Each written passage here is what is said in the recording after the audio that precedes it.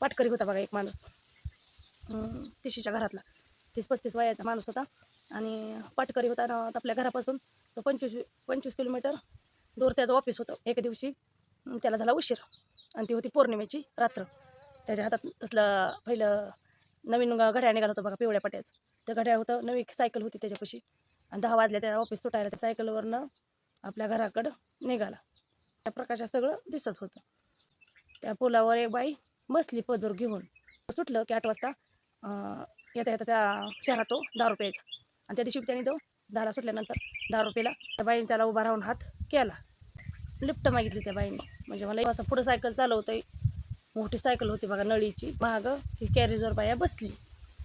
त्याने एकदा पाठीमागं बघितलं तर तिचं पाय बरोबर ना एवढं 5 फूट बघा मागं लोंबत्यात आहे आणि ती सायकलवर बसली. सायकल चालू आहे, सगळं आहे. आता ह्याच्या डोक्यात टूप पिटली की ही बाई नाही, ही भूत आहे.